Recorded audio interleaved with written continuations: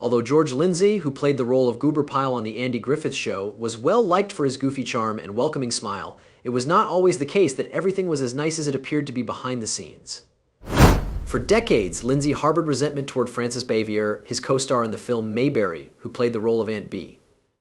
The two actors, who appeared to be a perfect fit for the tranquil world of Mayberry on screen, had a real-life encounter that left Lindsey feeling profoundly hurt and unable to forgive Frances Bavier. This disagreement brought to light an unexpected aspect of their relationship and raised issues about the extent to which a single occurrence might have such an effect.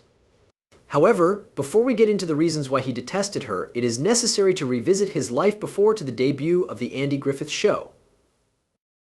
He was born on December 17, 1928 in Fairfield, Alabama, a small town with humble beginnings. George Lindsey was born in Fairfield. He was brought up with conventional Southern values by his parents, George Ross Lindsey, who was a butcher, and Alice Smith during his childhood. He frequently stated that the fact that he spent a significant portion of his boyhood in Jasper, Alabama, living with his grandparents instilled in him a sense of the importance of hard labor and humility. As George was growing up, he did not immediately give much thought to acting. As a result of his passion for sports, particularly football, he was selected to play quarterback for the Walker County High School team he was a member of. When George received his diploma in 1946, he immediately enrolled in Kemper Military School in Missouri, and then he continued his education at Florence State Teachers College, where his primary areas of study were biology and physical education. Just picture that. Initially, he had no intention of pursuing a career in acting, but life has a peculiar way of guiding us in the right direction. And George discovered that he was drawn to the theater while he was performing in college plays. After completing his high school education in 1952, George enlisted in the United States Air Force and was sent to Ramey Air Force Base, which is located in Puerto Rico. His time spent serving in the military was quite important to him. They instilled in him a sense of discipline and provided him with anecdotes that he would later use as a comedic tool on stage. After completing his military service, he relocated to Alabama and worked as a teacher at Hazel Green High School for a short period of time. However, his aspirations were much more ambitious than living in a little village, and he decided to set his sights on New York City. George's goal was to be accepted into the American Theater Wing, which was a significant achievement for performers at the time. In 1956, he attained this goal. George was able to open up new doors for himself in New York, but this did not come without its share of challenges. He was required to put forth a lot of effort and accept whatever roles that he could find. As a nightclub comedian who was passionate about spearfishing, he even made an appearance on the television quiz show To Tell the Truth in the year 1960. That was a quirky and enjoyable method for him to get into the entertainment industry, allowing him to showcase his personality and sense of humor, both of which people would later come to admire. Following the completion of his time with the American Theater Wing, George was able to secure a few roles in Broadway productions such as Wonderful Town and All-American. It was still a few years before he would get his big break. In 1962, he made the courageous decision to relocate to Los Angeles with the intention of pursuing a career in Hollywood. A number of well-known television shows like Gunsmoke, The Rifleman, and even The Twilight Zone gave him the opportunity to play supporting roles. Gradually, George was demonstrating his worth in the Hollywood industry. After that, in 1964, he was picked up to play the role of Goober Pyle on The Andy Griffith Show, which completely altered his life. Now that we have that out of the way, let's delve into the story that lies behind The Andy Griffith Show and the unexpected tension that existed between George Lindsey, who played Goober Pyle, and Frances Bavier, who was better known as the cherished Aunt Bee. Mayberry appeared to be a perfect place where everyone got along, but the reality behind the scenes had its own share of drama. His character, Goober Pyle, was a loving and eccentric mechanic who could always make people laugh with his silly antics and unique charm. George Lindsey joined the Andy Griffith program in 1964 and played the role of Goober Pyle. The character of Goober Pyle, who was played by Jim Nabors and had already established himself as a fan favorite, was Goober's cousin. Lindsey did an excellent job of imbuing Goober with a straightforward and jovial disposition, playing up his renowned awkward Cary Grant impression and his humorous expressions, both of which were well received by enthusiasts. However, despite the fact that his character was cheerful and lighthearted, the mood that existed off-screen did not always correspond to what was depicted on television. Frances Bavier, who played Aunt Bee, was well known for being the maternal figure who was always ready with a warm meal and a kind word for her friends and family. She was recognized for her kind and nurturing personality. However, those who had the opportunity to collaborate with Frances claimed that she was not precisely the same as her television character. In point of fact, she was somewhat reticent and frequently stayed to herself, which earned her a reputation. She did not have the warmest relationship with anyone on set, notably not with George Lindsey, and she did not interact with her co-stars very often. She appeared to have a tight sense of professionalism from the very beginning, which did not always mesh well with the more laid-back and humorous attitude of the other actors present in the production. This was discussed in George Lindsey's autobiography, which was titled Goober in a Nutshell and was released in the year 1995. That Frances took her role extremely seriously was something that he wrote, and frequently had difficulty adjusting to the laid-back and enjoyable environment that the cast enjoyed. In between takes, for instance, Lindsey enjoyed making jokes and joking about. In an effort to pass the time on set, he would engage in ridiculous conversations, tell silly anecdotes, and occasionally drop some colorful language. All of these activities were done in good spirit. Frances, on the other hand, did not approve of his manner. All of the joking and informal conversation that took place on set did not sit well with her because she had anticipated a more serious and respected environment. She was regarded by Lindsey as being somewhat rigid. When the others were just trying to have a nice time, they were trying to get things done in a particular way, and they were finding it difficult to go with the flow. And then there was the day that everything changed between Lindsey and Bavier on Mayberry RFD, which was a spin-off of the Andy Griffith Show from the Andy Griffith Show. We were in the process of recording an episode of the show called The Racehorse, in which Aunt B had a significant role. As is his custom, George Lindsey was fooling around and possibly even uttering a few insulting comments. He was doing what he always does. Typical of him, he was laid back and lighthearted in his interactions. However, Frances was the one who was affected by it this time. She did not merely show him a glance or make a remark in a hushed tone. In a direct manner, she confronted him and reprimanded him. She then proceeded to smack him over the head with her umbrella, which came as a complete surprise to everyone. In addition, Lindsey claims that it was not just a single blow delivered. She hit him twice, and the force of her blow was so intense that the umbrella really bowed. Everyone on set was taken aback by that moment, but Lindsey, who was feeling humiliated and upset, was particularly taken aback by it. In addition to having an effect on Lindsey's disposition on that particular day, the event left an indelible impact on him. In the book that he authored, he described how he felt quite embarrassed, particularly because other people on the set had seen it. He had no idea that Frances would take things to such an extreme, and as a result, it caused a chasm between them that he insists has never been repaired. Additionally, Ken Barry, who portrayed the role of Sam Jones on the show, was furious about it. The reaction that Bavier had given was, in his opinion, completely inappropriate, and he stated that George had not done anything to warrant such a severe response. It was not that George had a negative opinion of Frances prior to this. According to him, she was an actress whom he respected. Nevertheless, after that day, he stated that he never forgave her for the manner that she had treated him. He never forgiven her. Regarding Frances, this particular occurrence was not an isolated occurrence. In addition to her, several members of the cast and crew shared their own personal experiences of collaborating with her. For instance, Howard Morris, who portrayed the role of Ernest T. Bass and directed a few episodes, found it difficult to collaborate with Frances.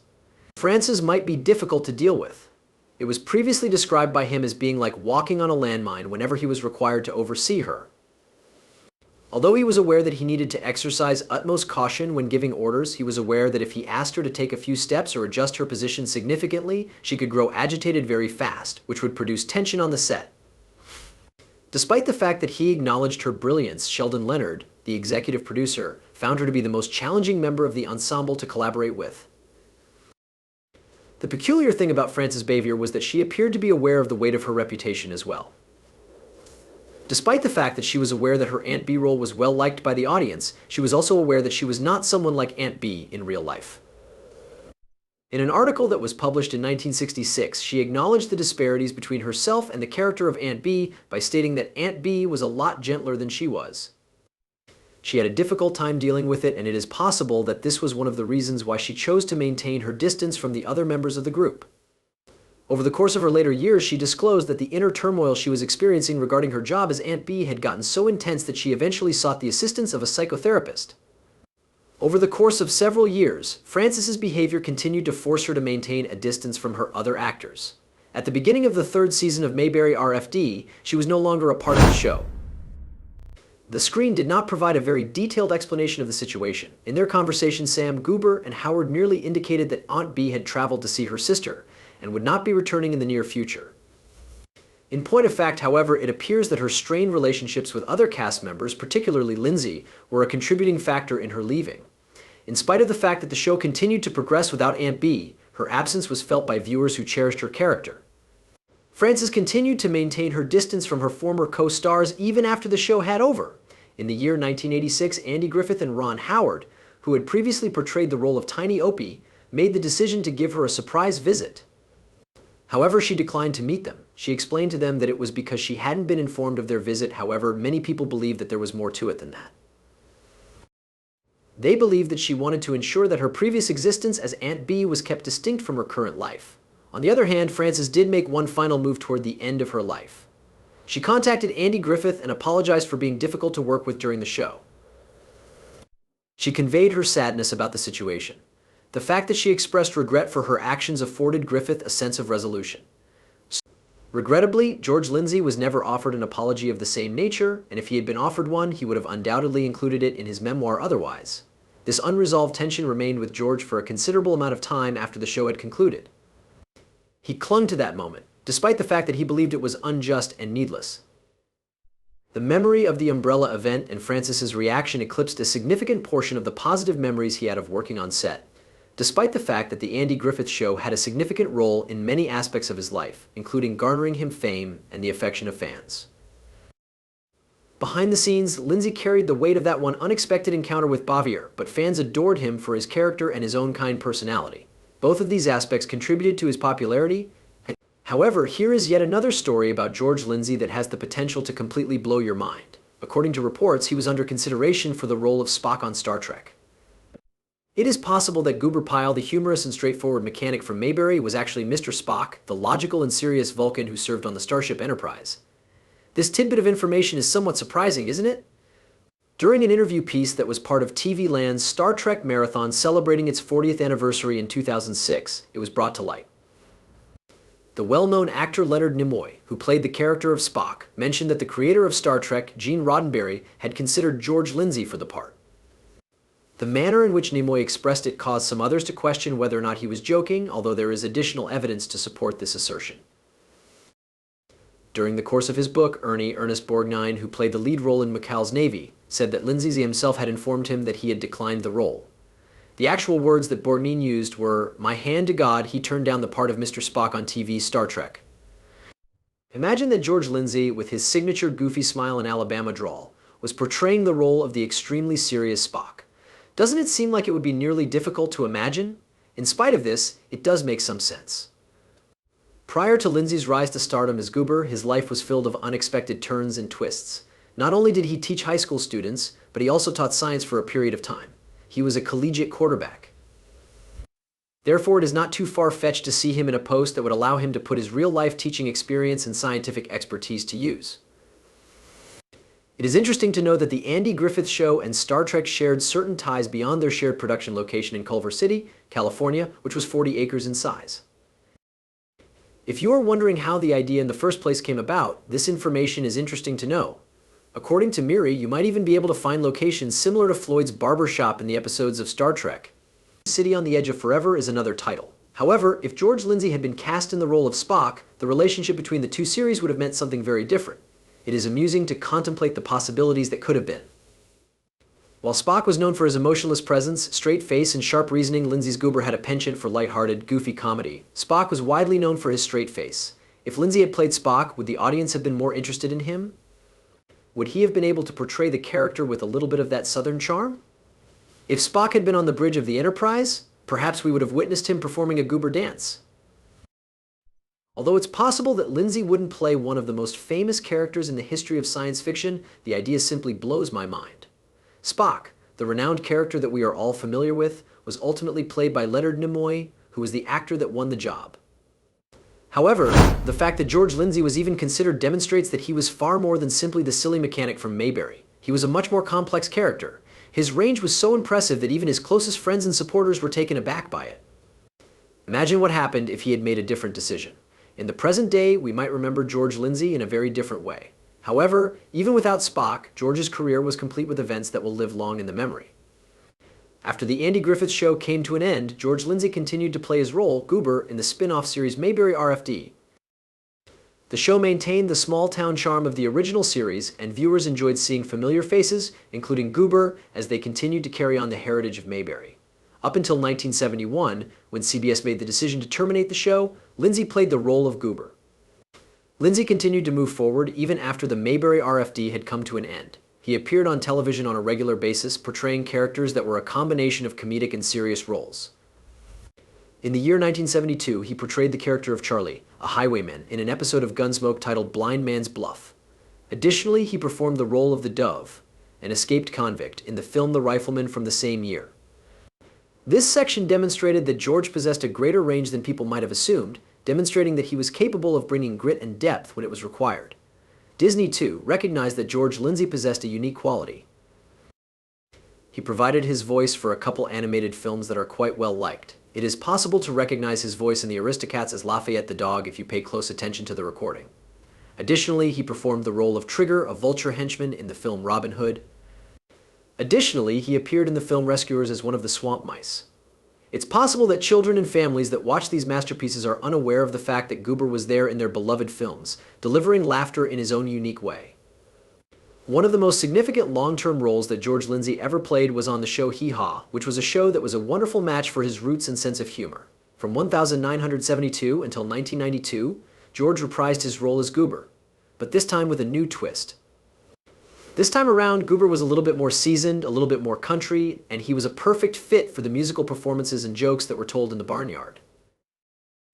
The television show Hee Haw maintained George in the public eye for 20 years, bringing him in contact with new admirers as well as those who recognized him from the Mayberry series. In addition to his career as an actor, George led a rich personal life. The couple produced 2 children, George Jr. and Camden Joe Lindsey Gardner, as well as 2 grandkids. He married Joyanne Herbert, and they had 2 children together. Despite the fact that his marriage ended in divorce, George was able to find companionship in later years with Ann Wilson, a businesswoman from Nashville. Ann Wilson remained by his side until the day he passed away. George Lindsey, who was 83 years old at the time of his death for heart failure, passed away on May 6, 2012 in Nashville, Tennessee. Oak Hill Cemetery in Jasper, Alabama, the town from whence he had embarked on his journey, was the location where he spent his final moments. In addition to his work as an actor, George's priority was to help others. In the span of 17 years, he organized the George Lindsey Celebrity Weekend and Golf Tournament in Montgomery, which resulted in the collection of more than $1 million for the Alabama Special Olympics.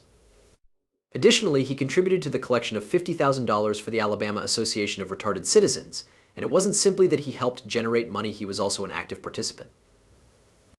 The individual even served as the head coach for the Winter Games that were part of the Minneapolis Special Olympics national competition. It was clear from George's dedication that he genuinely cared about assisting other people, particularly children who had unique need. In addition, he placed a high value on education.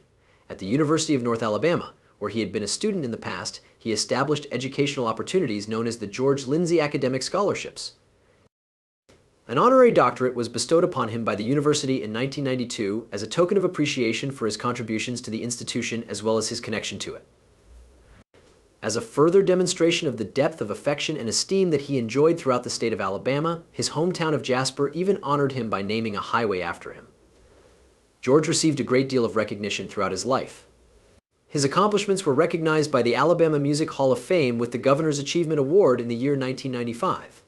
He was honored with the Minnie Pearl Lifetime Achievement Award in 1997, which was particularly noteworthy due to the fact that it was bestowed upon him by a fellow country entertainment great.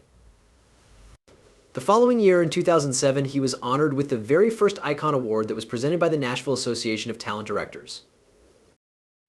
In addition to all of that, George established the George Lindsey Unifilm Festival at the University of North Alabama in the year 1998. This festival has become a yearly event that honors filmmakers. However, despite the fact that the majority of people remember George Lindsey as the goofy and endearing character, his life was much more than just one part. George's life was full of unexpected turns and passionate contributions, taking him from the possibility of becoming a space explorer Spock to his profession as a voice actor for Disney and his relentless work for charitable organizations. His legacy will be remembered not only for the laughter he gave, but also for the generosity he showed to others along the way.